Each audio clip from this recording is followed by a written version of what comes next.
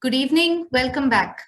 The closing valedictory session of the Asia Economic Dialogue 2022 will examine India's approach to economic recovery in the post-pandemic world. I now invite Dr. Vijay Kelkar, Vice President, Pune International Center, to welcome our guest speaker, the Honorable Union Minister for Finance and Corporate Affairs, Government of India, Madam Nirmala Sitharaman, to this forum. Dr. Kelkar, please. Thank you, Shilpa. Honorable Srimati Nirmala Sitharaman, Dr. Mashelkar, the President of PIC and a distinguished delegate, I have great pleasure in welcoming our Honorable Finance Minister for this year's 2022 Asian Economic Dialogue 2022. She will be delivering the valedictory address. She will be speaking on India's approach to economic recovery in the post-pandemic world. The Honorable Finance Minister is perhaps the most important player in India today in shaping India's unique approach towards handling the challenges of pandemic.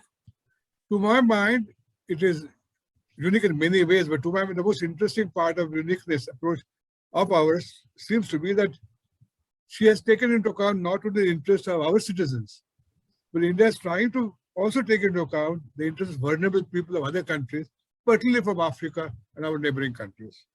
So, friends, it will be a great pleasure to give the floor to Honorable Srimati Sitharaman, our distinguished Finance Minister. Your floor, madam. Thank you very much, Kelkarji, for this brief introduction. I extend my gratitude to Sri Mashelkar also for having given me this opportunity to talk to you. Also, my good evening and respects and regards to all other global leaders who are participating in this meet today. I think even at the stage where we are, addressing a topic like India's approach to economic recovery in the post-pandemic world itself is in a way a challenge, because we are talking about an ongoing process. It has not come to an end. I don't have the benefit of hindsight. I am still going through it with an intention of coming up with solutions which are going to be actually delivering on the ground. So India's approach, thank you for saying that it is unique in that you're looking at a very diverse country. You're looking at a country where development is not comparable in all the regions. You're very clearly looking at a country where income disparity is a serious issue, where governments will also have to every now and then tailor-make their policies, and also the intervention schemes that you plan, so that you're not just being inclusive, but you're sensitive to what is a very critical issue in terms of economic well-being, the income disparity. So that is one of the things which brings in a certain feature into the planning, which makes our planning slightly different from many others. And also on certain other matters of global concern, we certainly like to play, and which has been a tradition in this country, to play the, let us say, the leader in having to voice the concern of the poor and also countries which are still aspiring to develop at a pace which probably will be denied because of a pandemic of this nature. So India always tries to understand that it has a moral responsibility to be able to speak for these countries and share some of the burden which countries need to handhold one another at times of crisis like this. And that is the reason why when you plan, you look into the humanitarian considerations, like the way we see that we have a role and a moral role to play when it comes to giving humanitarian assistance to a suffering Afghanistan. Similarly, even when Afghanistan had an elected government and there was a level of peace prevailing, we were very keen participants in the development agenda of Afghanistan. If that is the closest example, so is the example to be taken from various African countries where India actively engages in many of the development participation activities, sharing of vaccine and so on. So I'm going back to harp on that word, unique in its approach, particularly at a time where you're coming out of the pandemic which has hit everybody, but within India, you're looking at different levels of development and also taking up this duty that over the generations, several governments in India have taken up for being with, standing by, and hand-holding countries which are similarly placed like us. So if that is given as an assumption right at the beginning and we take that on board, the way in which we have planned to come out of the pandemic and also keeping in mind that we are looking at an India which is moving closer to being at 100 years of India's independence. So there is a greater importance being played for these 25 years, which lead towards India at 100. And India at 100 is something which is very, very distinct in that India at 100 will still be a very young country.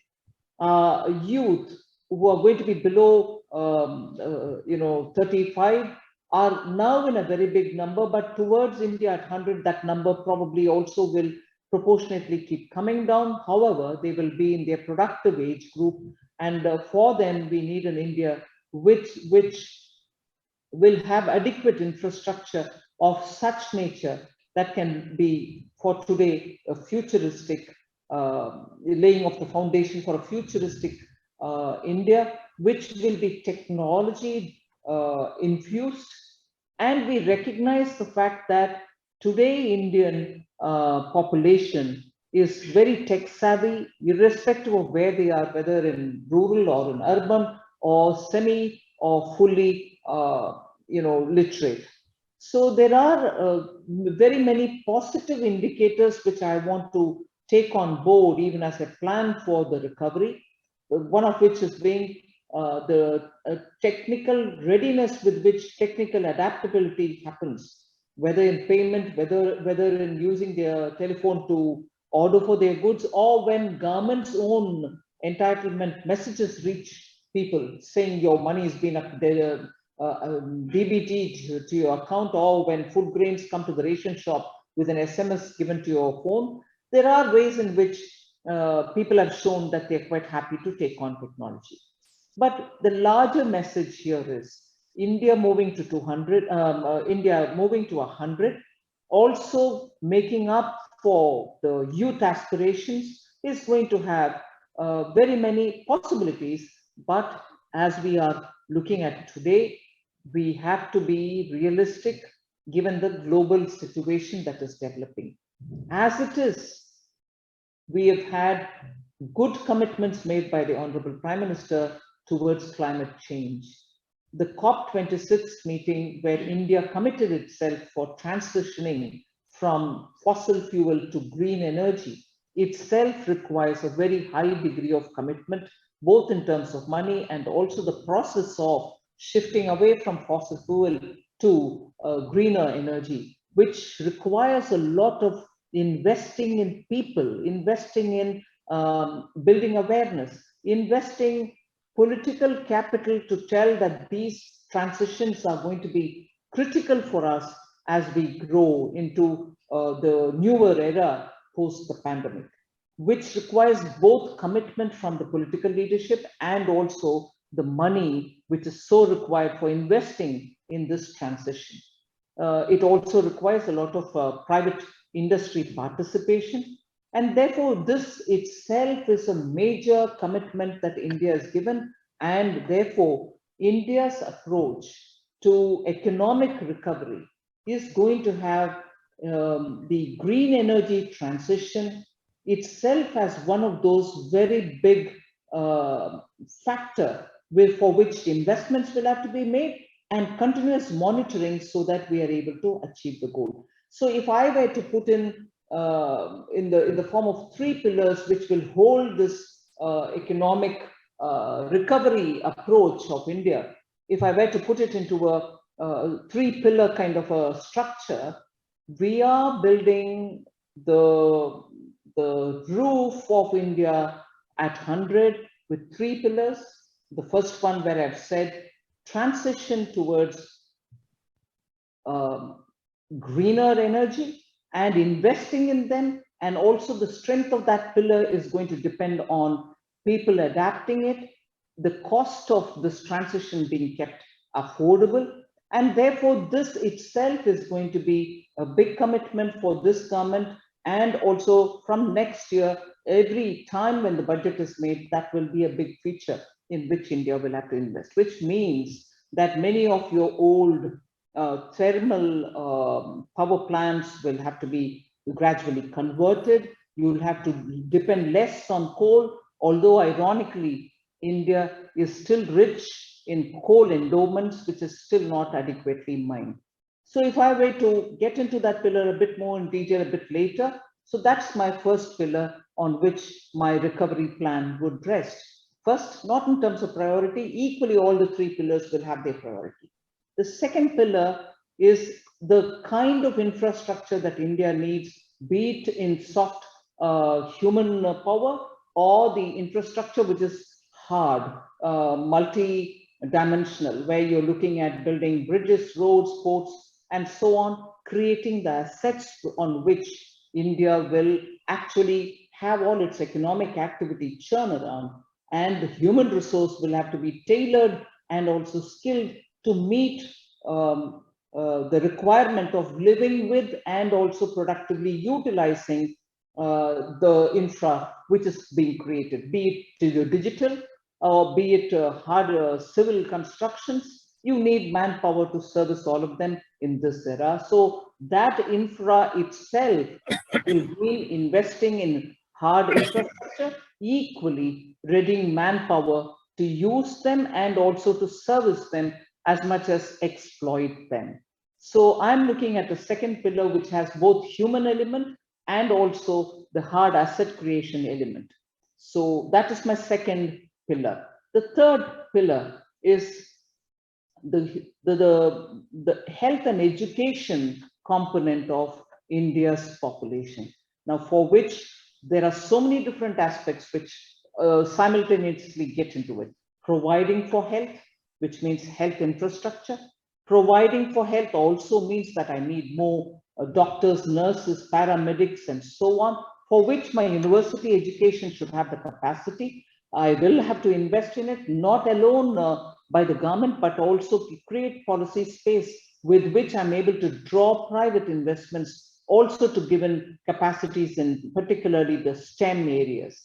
And there, obviously, we'll have to look at gender parity. It cannot be so skewed to have only male, education from school, primary to higher education, and particularly into STEM. We need to give emphasis on getting women from all areas and communities to participate in that kind of education. So when I say health and education, I'm equally talking about building capacities in school, creating such soft power through the human resource training and skilling and the qualifying, and equally making sure that there are assets being created through use of good technologies for good hospitals, which can promote health tourism, which is an expression I use, but even today I find a lot of patients from some of our neighbors who come to India, for whom if only a digital approach to medical facilities is provided, from wherever they are, India can benefit them with the advice that we give, also to ensure that the quality of education need not be just regulatory, but also enhancing the quality can also be a role in which many of our experienced thinkers and educationists can come together, and bringing digital education itself ensures that the options are wider rather than when you confine it to digital. So the three pillars that I would invest in, and that is what I've invested this time as well, is to make sure that your infrastructure is good, that your health and education is very good, and the digital adaptation is something which I have to keep in mind in both these contexts, and not forgetting the commitment to climate agenda. So if I've sort of collapsed everything that I want to do in my recovery path, these are the three elements into which I will put all my resources in. But in this, the most important spirit which will govern is the center and state working together. India, after all, is a large state, so many provinces, each of which have their own assemblies into which elected people are sitting and governing that particular region. And that region has its autonomy to do so many different things with the language, with the culture, unique to them.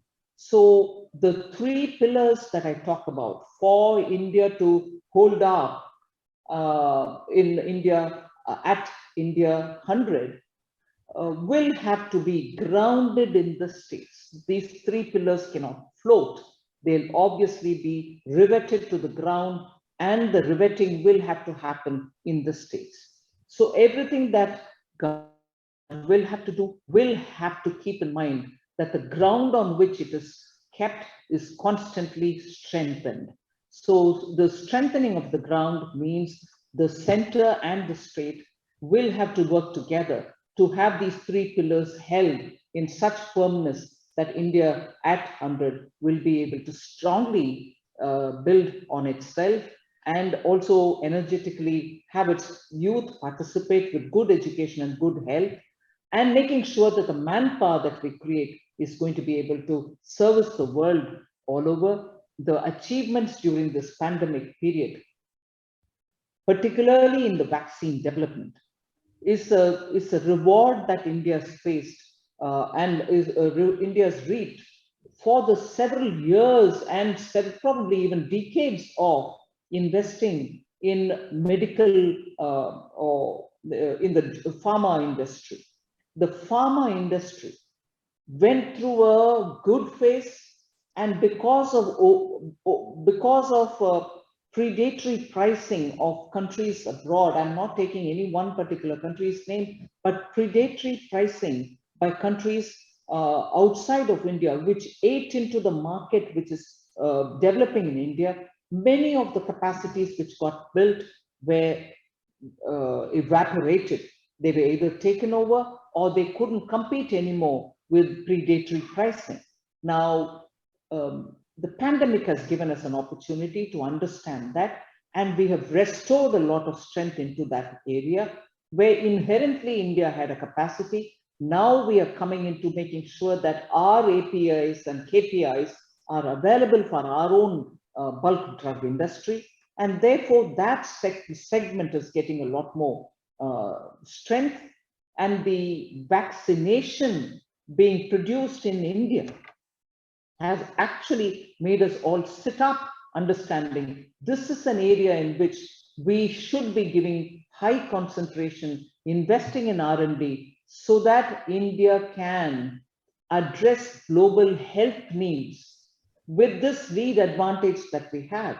And therefore, India's economic recovery, which will be painted with these kind of achievements, whether you're looking at giving good medical care, whether you're able to produce good doctors, nurses, and also teachers, STEM being your strength, with youngsters and particularly women moving into the area, and the proof that even during a very challenging time, our scientists did not fail us, our medical research did not fail us, is a message to the entire world that we can produce and also service the world. In a way, the way in which we have used many of our apps, which came up handy during this pandemic, are less mercantile in nature. In fact, I would say they're not at all mercantile in nature, that we've made them be available for countries which want to use them. These are the kind of success which I would want to strengthen.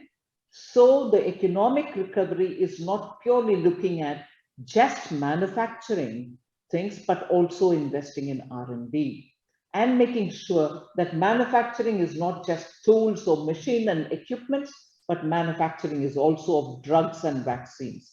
Manufacturing is also of chips. Manufacturing is also of hydrogen and high chemistry material, which are so required for this country's energy transition. So this spectrum before me for ensuring that India's strengths, which got depleted for various different ways, I wouldn't want to point a finger at anything, any one particular cause, but which got depleted, will now have to be resurrected.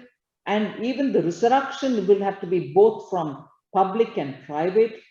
India has shown immense capacity in fintech. The financial technology use has had great rewards.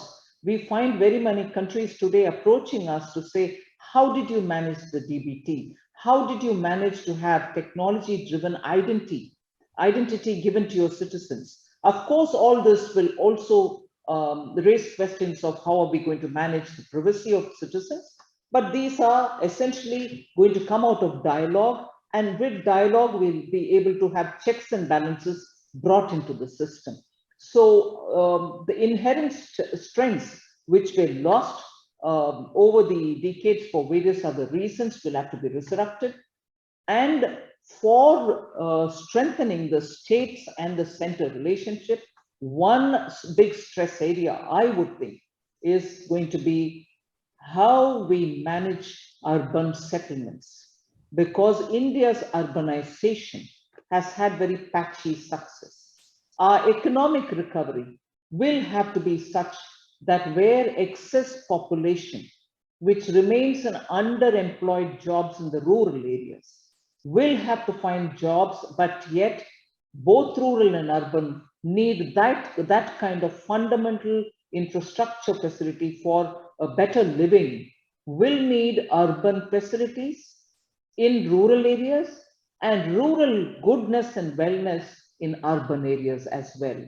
I know, I do remember our former president Abdul Kalam had spoken about rural-urban, but that has got to be executed in some way in the next 25 years, where our youth, who are now becoming the young productive age earners, income earners, need better housing, better facilities. So urbanization will have to be a lot more planned, a lot more organized.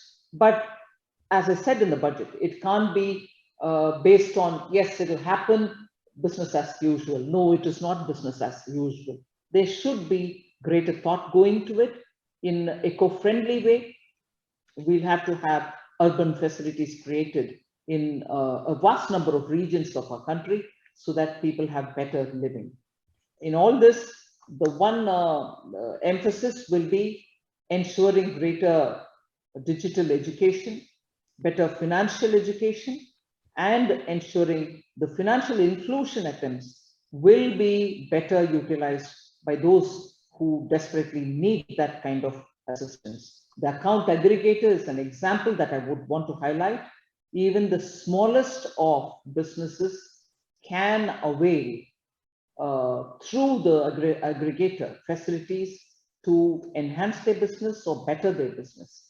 These are the kind of framework policy changes which will bring in that facilitation for everybody. And therefore, I see technology as a very big, useful catalyst without negative fallouts, which we can manage to use in order that our recovery becomes transparent and available for all. So these are the broad thoughts to share with you. I hope I'm not taken too much of your given time, but India's development is going to be challenged by the newer challenges emanating in the world. Peace is being threatened. And post the Second World War, war of this significance, this impact on the globe probably is not felt, but hopefully some kind of restoration of peace at the earliest will happen, based on which recoveries can be sustainable. No one country today can plan for its recovery, particularly in an age where global value chains have already brought us closer to each other. But when the value chains are facing challenges and threats because of these kind of disturbance, our recovery, not just of India, but for countries everywhere, will be severely hampered. We need, for the welfare of the globe, welfare of humanity, to have this recovery sustainable and to have this recovery continue without any disruption. That's my expectation, with which our efforts to and our approach to recovery will be constantly made real-time workable. These are my thoughts at this stage. Thank you for giving me this opportunity. Madam Thank you.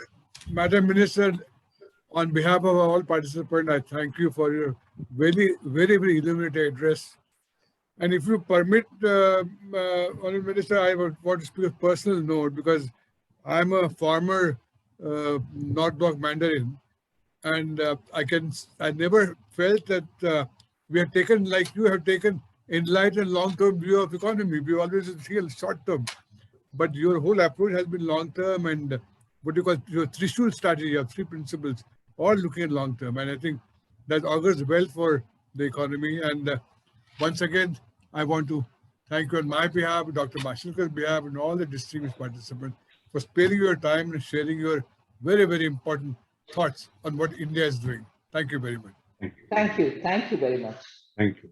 Thank you very much. Shilpa, you on the floor. Thank you very much, Honorable Minister, for your optimistic outlook and indeed for your very inclusive and visionary statement for India. Dr. Vijay Kelkar will now offer concluding remarks as the Asia Economic Dialogue 2022 draws to a close. Over to you, sir. No, I don't want to offer any other informs that once again, my sincerest thanks to our distinguished Finance Minister for sharing an extremely important address today. Good evening, madam. Thank you. 1 minute. Thank you very much. This is Shilpa Phadke signing off from Pune. Thank you to all our viewers, our listeners for joining us this year. Stay safe, stay healthy. See you all next year. Shubh Ratri.